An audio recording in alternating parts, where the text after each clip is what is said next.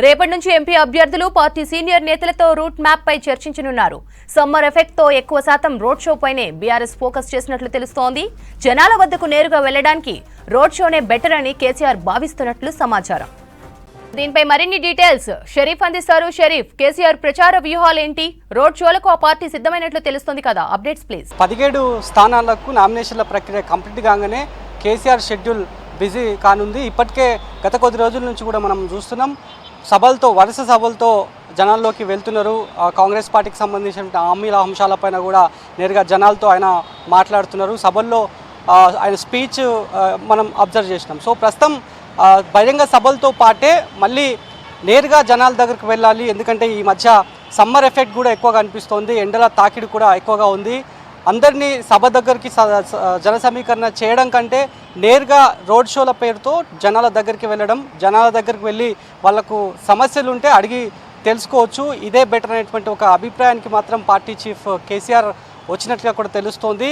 ఎప్పుడైతే అసెంబ్లీ ఫలితాల తర్వాత ఓడిపోయిన తర్వాత ప్రతిపక్ష హోదా నేతగా మొట్టమొదటిసారిగా నల్గొండ జిల్లాలో ఆయన సభను ఏర్పాటు చేశారు. అక్కడ నదీ జలాల సంరక్షణ నినాదాన్ని జనాల్లోకి తీసుకువెళ్ళే ప్రయత్నం చేశారు. ఆ తర్వాత కరీంనగర్లో కదనబేరి పేరుతో సభను కూడా ఏర్పాటు చేయడం జరిగింది. పార్లమెంట్ ఎన్నికకు శంఖారావం అక్కడి నుంచే కేసీఆర్ పూరించారు. ఎందుకంటే తెలంగాణలో ఉద్యమ పార్టీగా పేరున్నటువంటి బీఆర్ఎస్ పార్టీకి మొదటి నుంచి సెంటిమెంట్గా కరీంనగర్ చెప్తూ వస్తారు. 2001లో ఎట్లనైతే భారీ సక్సెస్ అయిందో మళ్ళా అదే సెంటిమెంట్తో సెకండ్ సభను కూడా ఏర్పాటు చేశారు. నల్గొండ సభ అయిపోయిన తర్వాత పేరుతో సభను ఏర్పాటు చేశారు. ఆ తర్వాత చేవెళ్లలో సభను ఏర్పాటు చేశారు. ఆ తర్వాత మళ్ళీ సంగారెడ్డిలో కూడా సభ జరిగింది. ఇట్లా సభలతో బిజీ అవుతున్నటువంటి కేసీఆర్ ఇక రోడ్ షోల పైన కూడా దృష్టి పెట్టినట్టుగా కూడా తెలుస్తోంది. ఈ రోడ్ షోలకు సంబంధించి నుంచి ఎట్లా పోతుంది, ఎండ్ రోడ్ అంతా ఏంది అనేటువంటి విషయాలపైన మాత్రం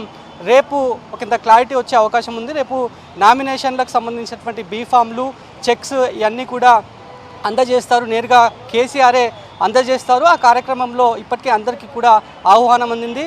తెలంగాణ రాష్ట్ర వ్యాప్తంగా ఉన్నటువంటి పార్లమెంట్ సెగ్మెంట్స్, అసెంబ్లీ సెగ్మెంట్స్లో ఉన్నటువంటి ఆయా జిల్లాల్లో ఉన్నటువంటి ఇన్ఛార్జ్లకి, ఎమ్మెల్సీలకి, జెడ్పీ చైర్పర్సన్లకి, చైర్మన్లకి, ఎంపీటీసీలకి, ఎమ్మెల్సీలకి వీళ్ళందరికీ కూడా ఆహ్వానం అందింది. వాళ్ళందరితో మాట్లాడిన తర్వాత రూట్ మ్యాప్కి సంబంధించి కూడా అధికారిక ప్రకటన కేసీఆర్ చేసే ఛాన్సెస్ అయితే కనిపిస్తున్నాయి. ఎక్కువ శాతం ఎండ తీవ్రత ఉన్న కారణంగానే జనాలను అందరినీ ఒక్క దగ్గరికి తీసుకువస్తే ఇబ్బంది అవుతుంది కాబట్టి వాళ్ళకు సంబంధించినటువంటి అంశాన్ని దృష్టిలో పెట్టుకొని ఈ రకంగా రోడ్ షోలకు ఇంట్రెస్ట్ చూపుతున్నట్టుగా కూడా తెలుస్తోంది.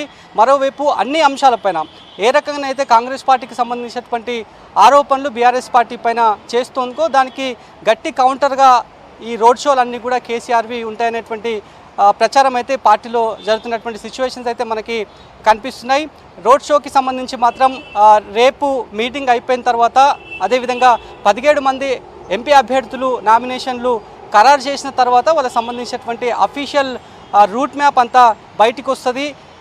ప్రధానంగా సభలకు సంబంధించి అన్ని అంశాలను, అంటే కాంగ్రెస్కి సంబంధించినటువంటి హామీల వ్యవహారంలో కావచ్చు, రైతన్నలకు సంబంధించినటువంటి అంశాన్ని, ఆ ఎజెండాను తీసుకొనే కేసీఆర్ మొన్న జరిగినటువంటి వరుస 4 సభల్లో అదే రకంగా స్పీచ్ ఉంది కాబట్టి అవే అంశాలను ఆయా సమన్వయకర్తలు కావచ్చు, ఎంపీ అభ్యర్థిగా ఉన్నటువంటి అభ్యర్థులు అందరూ కూడా వాళ్ళంతా కూడా ఎట్లా పోవాలి, ఆయా సెగ్మెంట్లలో ఎట్లా జనాల దగ్గరికి వెళ్ళి ఓట్లను క్లెయిమ్ చేసుకోవాలనేటువంటి ఈ దిశానిర్దేశం అనేది కూడా ఈ రోడ్ షోలో పూర్తి స్థాయిలో, అంటే రేపు జరగబోయేటటువంటి మీటింగ్లో దిశానిర్దేశం చేసే అవకాశాలు అయితే కనిపిస్తున్నాయి. ఇక రేపు తర్వాత అఫీషియల్ రోడ్ మ్యాప్ అయితే బయటకు వచ్చే అవకాశం ఉంది.